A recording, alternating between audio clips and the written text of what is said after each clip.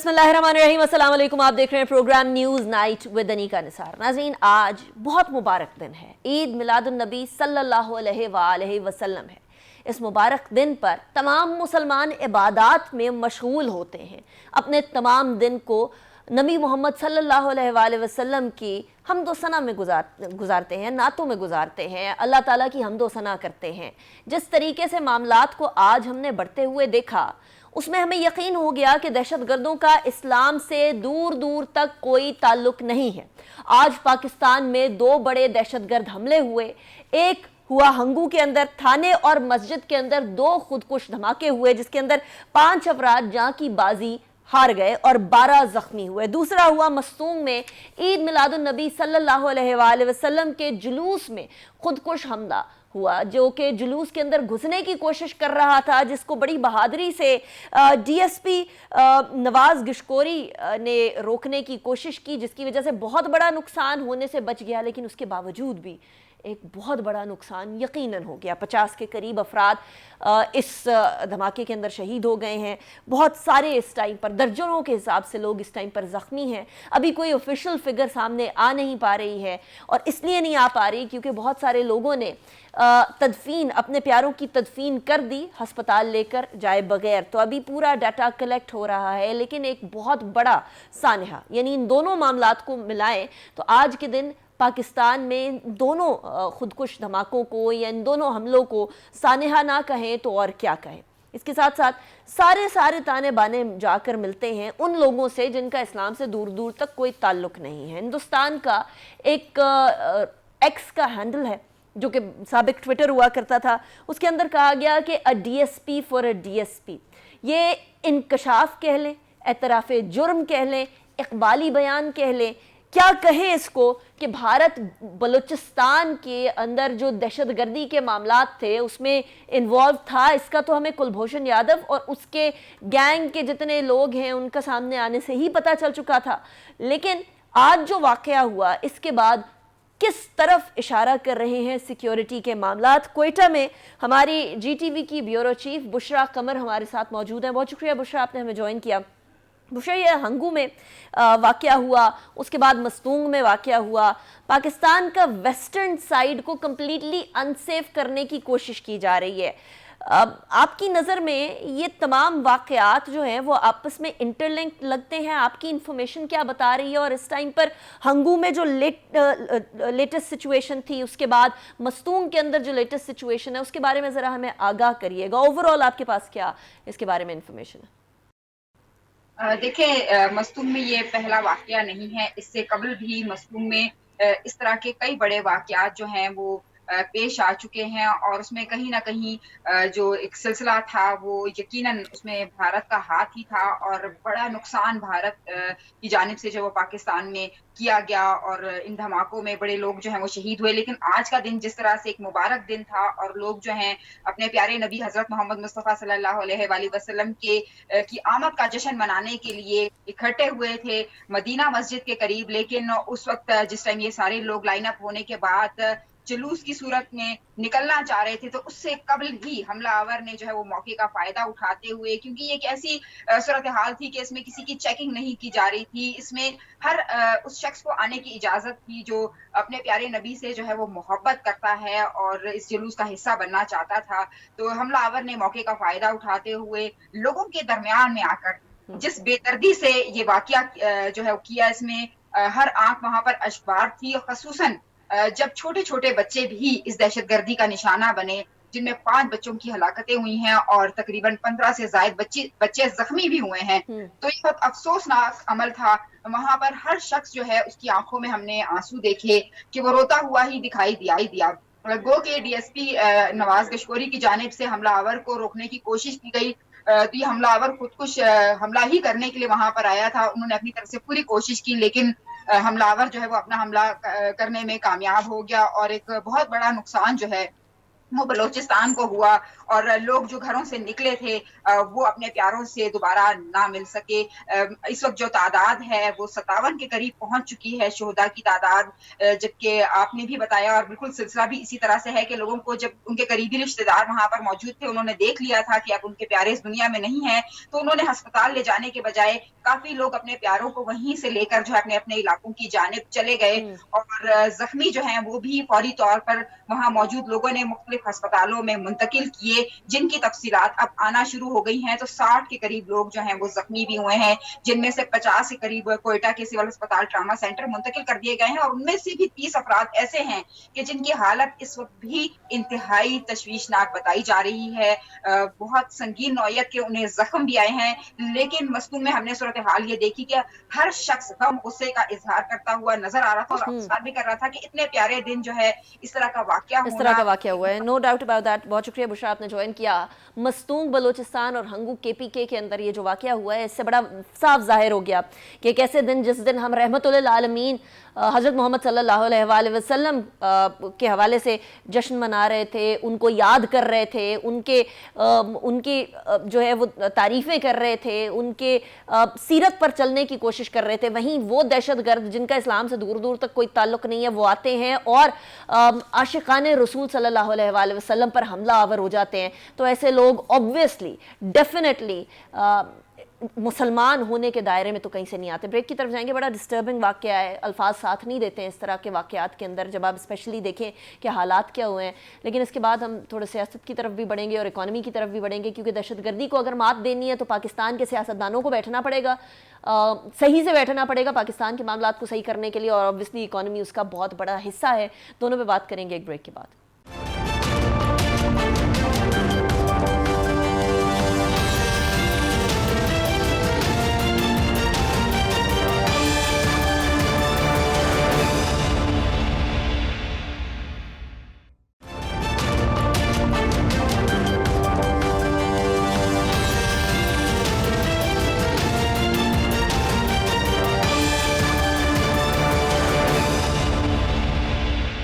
Welcome back after break. Break पे जाने से पहले हम सिक्योरिटी हालात की बात कर रहे थे। अनफॉर्चुनेट इंसिडेंट एक बहुत ही अहम दिन पर हुआ, लेकिन पाकिस्तान की सियासत अगर स्टेबिलिटी इख्तियार कर जाए और हमारे अंदरूनी खलफशार खत्म हो जाए तो ऑटोमेटिकली बाहर से जो अनासिर पाकिस्तान के अमन को बर्बाद करना चाहते हैं उनके अज़ाइम वैसे ही मलियामेट हो जाएंगे। इस टाइम पर एक सर्वे आया है, गैलप का सर्वे आया है, वो मैं आपके सामने रखना चाहूंगी। पाकिस्तान का इत्मीनान, पाकिस्तानी अवाम का इत्मीनान और एतबार किस इदारे पर कितना है वो मैं आपके सामने रखूंगी। इस टाइम पर जो सर्वे हुआ है उसके अंदर अवामी इदारों की बात कही गई है। सबसे पहले अफवाज के ऊपर पाकिस्तानी अवाम का जो इत्मीनान और एतमाद है वो 88% है, यानी 88% एतमाद है, इत्मीनान है उनकी कारकर्दगी से।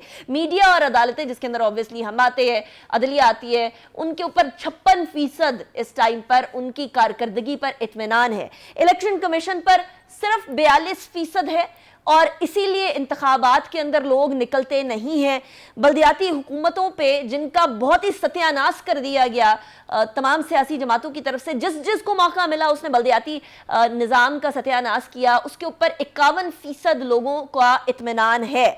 नॉट जस्ट दैट, पुलिस का इदारा जिसका तो इत्मीनान का जो लेवल है वो 100% होना चाहिए, उसके ऊपर 54% है इस टाइम पर लोगों का एतमाद और इत्मीनान।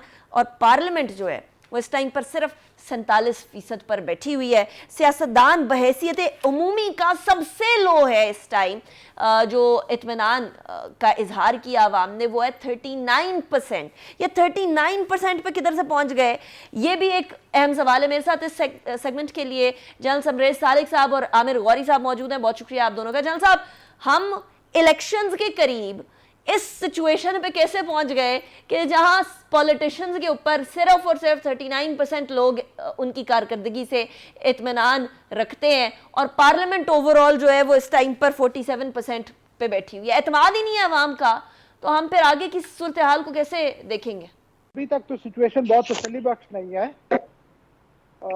जो आर्मी है, पर्टिकुलरली आर्मी, वो तो मैं कहूँगा कि चूँकि हर किसी डिजास्टर में आर्मी जो है फोर्थ फ्रंट पे होती है लोगों की मदद के लिए, तो आर्मी की जो पॉपुलैरिटी है, आर्मी की जो अप्रूविंग है बाय कॉमन मैन, वो तो मैं समझता हूँ कि जस्टिफाइड और वो होनी भी चाहिए। चाहे ये अर्थक्वेक हो, चाहे सैलाब हो, चाहे खुदा न खास्ता किसी किस्म का कोई और हादसा हो, तो आर्मी जो है वो फोर्थ फ्रंट पे होती है सपोर्ट के लिए। हम भी थ्रू आउट सर्विस यही काम करते रहे हैं, अर्थक्वेक में मदद की, फिर बाकी जो जिस किस्म का भी चैलेंजेस आए। लेकिन जो पॉलिटिकल पार्टीज हैं, वो तो मैं बड़े अच्छे से कहता आया हूं कि हमारे पॉलिटिकल लीडर्स वो मैच्योरिटी नहीं दिखा रहे जो कि ड्यू है, जिसकी वजह से हमारी जो पब्लिक है उस पर थोड़ा सा ऐसा आंसर नजर आता है कि वो सेटिस्फाइड नहीं है, क्योंकि हमारी पॉलिटिकल पार्टीज जो है वो अपने सेल्फ इंटरेस्ट में ऐसे काम करती हैं जिससे मुल्क का नुकसान हो रहा होता है।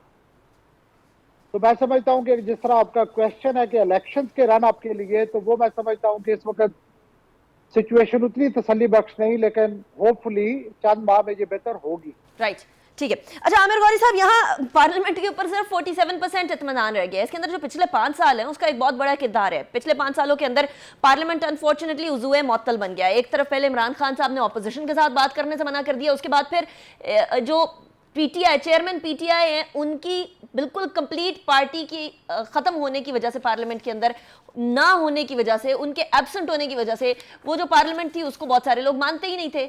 ऐसी सिचुएशन में अगर पार्लियामेंट के ऊपर एतमाद 47% रह जाए और आपका जो बल्दियाती निज़ाम है उसके ऊपर सिर्फ और सिर्फ 51% का एतमाद हो या वो इत्मीनान बख्श सतह के ऊपर उसको देखते हो, तो ऐसे में तो इस कंट्री के अंदर डेमोक्रेसी फेल हो गई, ये कहना क्या गलत होगा?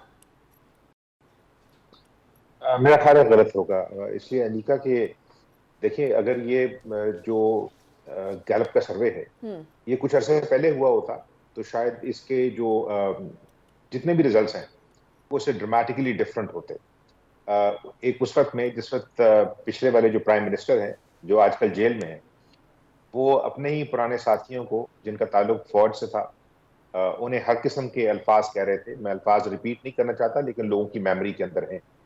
तो अगर फर्ज किया वो prime minister popular prime minister था, उसके ज़माने में अगर ये सर्वे हुआ होता तो पता लगता कि पॉलिटिक्स जो है वो शायद पॉपुलैरिटी में 70-80% है, और जो हमारे सिक्योरिटी के अदारे हैं वो शायद 20-30% पे होते।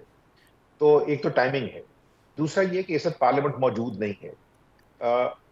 मुझे बहुत ज़्यादा उम्मीद नहीं होती पार्लियामेंट से, इस वजह से कि आपने सिर्फ 5 साल का कहा है। पाकिस्तान में पार्लियामेंट जब भी आई हैं, सैडली मैं एग्री करूंगा जो जनरल साहब कह रहे थे कि हमारे यहाँ जो पॉलिटिशियन हैं वो बजाय इसके कि उनका जो प्राइमरी काम है, यानी जब उनको अवाम वोट दे दे और तो वो अवाम के लिए काम करें, एक तो उनका अपना पर्सनल इंटरेस्ट जो है वो सुपरसीड कर जाता है बाकी सारी चीज़ों को, और उसके बाद जो है वो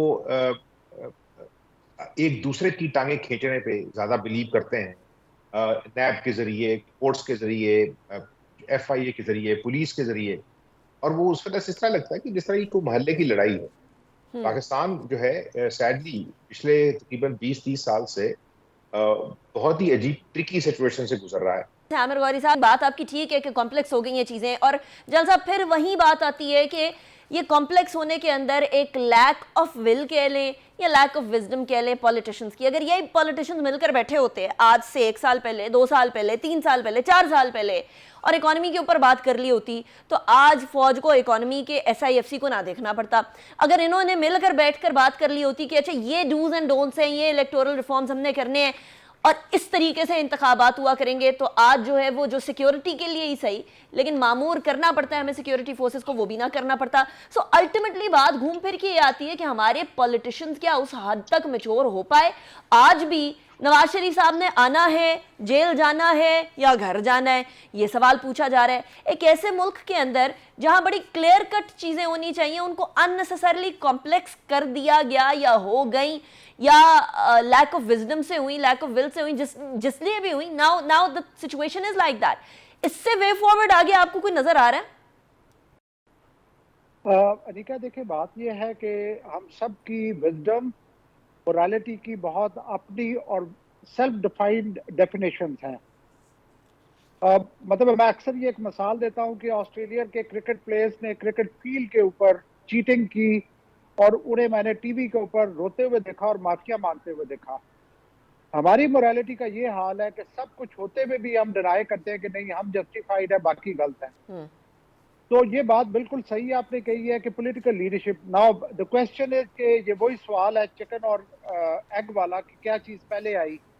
पॉलिटिशियंस कहते हैं कि चूंकि हमें फंक्शन नहीं करने दिया गया इसलिए हमारे में मेच्योरिटी नहीं आई। फिर जो एस्टेब्लिशमेंट है वो ये कहेगी कि जितना भी उन्हें फंक्शन का मौका मिला है उसमें मेच्योरिटी ना होने की वजह से उनको जो है ना ये सेटबैक्स फेस करने पड़े। लेकिन ये बहुत अनफॉर्चुनेट है। मैं अक्सर कहता हूं कि पाकिस्तान का जो इस वक्त हाल है इसके मैं दो मेजर रीजंस काउंट करता हूं। There are multiple reasons but दो मेजर रीजंस हैं। एक ये है कि for not having visionary leadership rather having self serving leadership, और दूसरा बार बार जो ग्लोबल जियोपॉलिटिक्स है उसमें एक डर्टी रोल प्ले करना। तो अब आई ओनली होप सो कि जो हमारी पॉलिटिकल फोर्सेस है, मेरे नजदीक डेमोक्रेसी के अलावा हल कोई नहीं।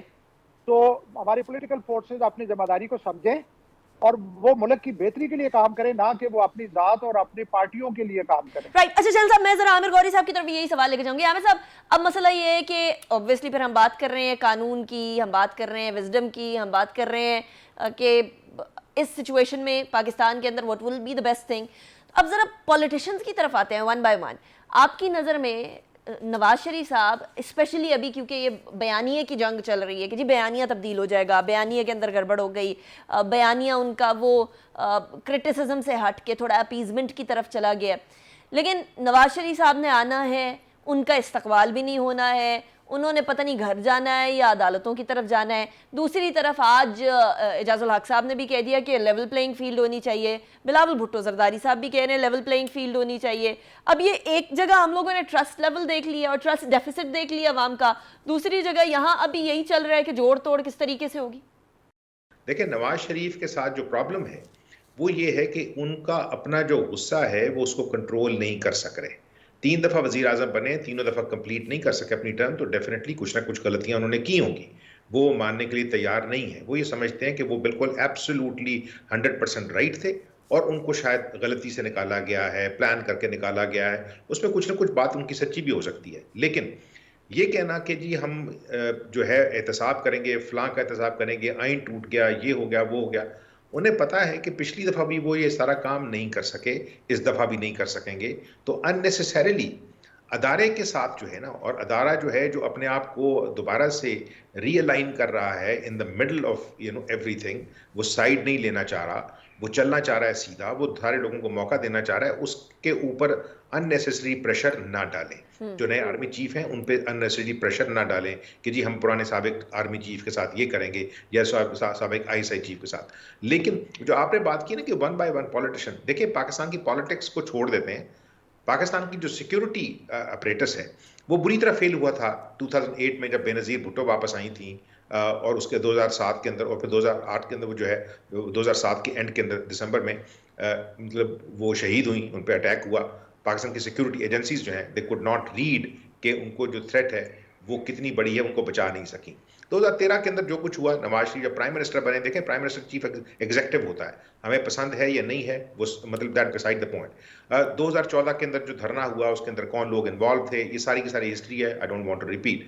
इमरान खान जो है उनको लाया गया, वो खुद आ नहीं रहे थे, सारों को पता है अब, ठीक है ना, बहुत सारे लोग बोल चुके हैं। पॉलिटिशियन देखे ना, अगर फर्ज किया एक ऐसा पॉलिटिशियन जो अपनी सीट से नहीं जीत सक रहा होता और वो इस तरह के बयान दे रहा होता है, ऐसी मिनिस्ट्रीज मिली होती हैं एज इफ कि वो पाकिस्तान चला रहा है, एक सीटें 2 सीटें, और हम सैडली मीडिया जो है उनको प्रेजेंट कर रहा होता है पाकिस्तान के लीडर बना के, फिलहाल पार्टी के लीडर। अच्छा, ठीक है ना? अभी आपने फरमाया कि जी देना ही नहीं चाहिए पाकिस्तान, ऐसे अगर वाकई में सियासतदान नहल हैं उनको पाकिस्तान देना ही नहीं चाहिए। लेकिन जनरल साहब मसला ये है कि अगर ना दें और दूसरे आ जाएं, यानी जिस तरह हमारे यहाँ तो आमिरियत भी रही है अनफॉर्चुनेटली, उसके अंदर फिर बहुत ज़्यादा क्रिटिसिज्म होती है कि जी ऑल्दो उन एराज के अंदर तरक्की भी हो रही होती है, चाहे वो अयूब खान का ज़माना हो या वो मुशर्रफ का ज़माना हो, डॉलर स्टेबल होता है, वो जो बेसिक नेसेसिटीज़ एक आवाम की होती हैं, आवाम को क्योंकि फ़र्क नहीं पड़ता कि टॉप पे कौन है, उनको ये फ़र्क पड़ता है कि उनका मामलात सही चलते रहें, रोज़गार के उनके मामलात सही चलते रहें, घर के उनके खाने पीने के मामलात सही चलते रहें।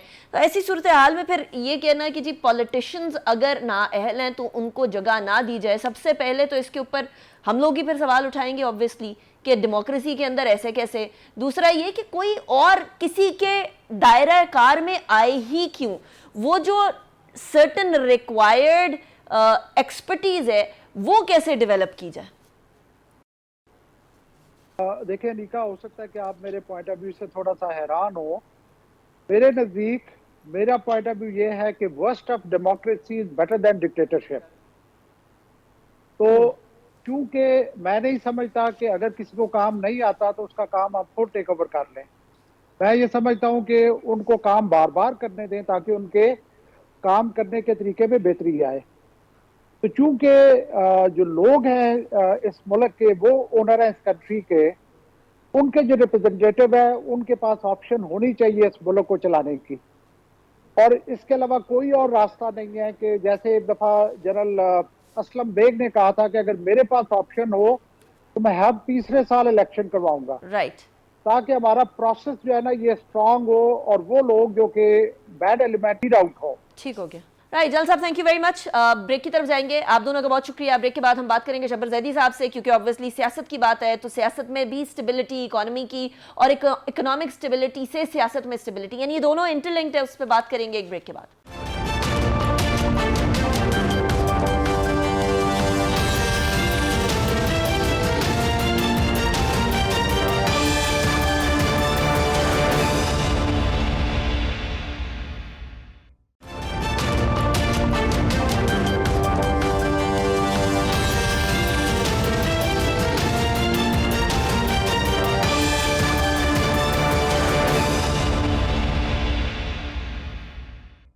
Welcome back after the break. नाजरीन, सियासत से रियासत नहीं बल्कि मईशत से रियासत बना करती है, और इस टाइम पर जो मईशत, रियासत की मईशत की सूरत हाल है वो ये कि कोशिशें तो पूरी जा रही हैं SIFC के थ्रू और डॉलर के रेट को कम करके, बहुत सारे क्रैकडाउन्स करके। इस बात का अंदाज़ा तो हमें हो गया कि रियासत को इस बात का इदराक है कि पाकिस्तान की मईशत को सीधा करना कितना अहम और कितना बड़ा, पहाड़ जितना बड़ा एक डॉन्टिंग टास्क है। लेकिन पाकिस्तानी अवाम की तरफ से ज़रा उनके जाविये से चीज़ों को देखें तो हमारे सामने बड़े ही बहुत हार्ट रेंचिंग किस्म के स्टेटिस्टिक्स आते हैं। वो स्टेटिस्टिक्स जिनको देखकर यकीनन अवाम की हालात पर, अवाम की सूरत हाल पर अफसोस भी होता है। हम आप जिस कैफियत से गुजर रहे हैं वो ये है कि तकरीबन 95% लोग ऐसे हैं जो कि इस टाइम पर बेरोजगारी के खौफ में मुब्तला हैं, और इस टाइम पर बेरोजगार अफराद की तादाद जो है वो 56 लाख है।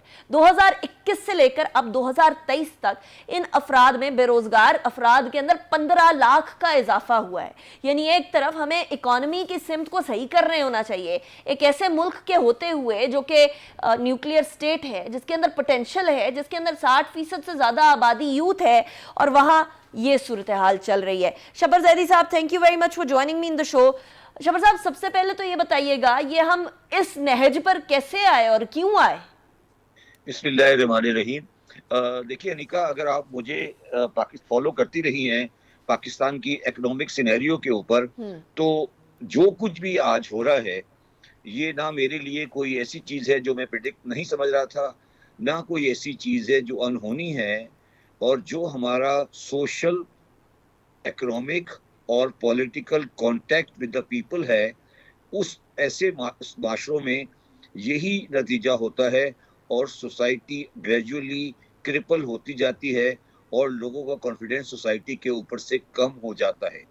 उसकी बुनियादी वजह जो आपने कहा कि हम यहाँ क्यों पहुंचे हैं, उसकी सिर्फ और सिर्फ एक वजह है कि हम पिछले कम से कम 20 साल से ये कंपेयर कर रहे हैं कि मुशर्रफ की गवर्नमेंट इमरान खान से अच्छी है, इमरान खान की नवाज शरीफ से अच्छी है, नवाज शरीफ की किसी एक्स से अच्छी है। हम ये नहीं देख रहे कि हमारा कंपैरेटिव इंडिया या बांग्लादेश होना चाहिए। हमारा नैरेटिव जो है, हमारा इकोनॉमिक नैरेटिव जो है वो फॉल्टी है, और ऐसे ममालिक कभी तरक्की नहीं कर सकते जिन्होंने अपना इकोनॉमिक नैरेटिव फॉल्टी रखा हो। दूसरी बात जो आपने कही कि हम न्यूक्लियर पावर हैं और हमारे पास बहुत पोटेंशियल है, मैं अफसोस से कहना चाहता हूँ कि मैं इन दोनों चीज़ों को कोई अहमियत नहीं देता। पहली बात को मुझे कोई अहमियत नहीं है कि हम न्यूक्लियर पावर हैं, न्यूक्लियर पावर कजाकिस्तान भी था, ठीक है।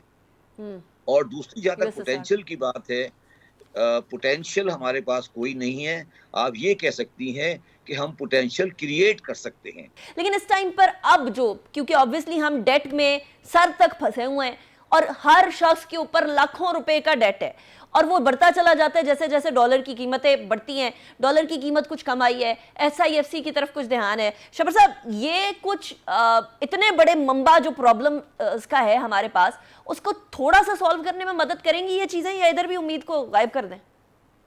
नहीं नहीं, देखिए बात बड़ी बिल्कुल आपने कहा, ये जो अभी थोड़े भी एक्शन हुए हैं ये छोटे एक्शन नहीं है। मैं पिछले 10 साल से कहता रहा हूँ कि ये जो एनिमल है by the name of exchange company, ये बेकार की चीज थी। आपने इसको थोड़ा सीधा किया है, डॉलर बैलेंस हो गया।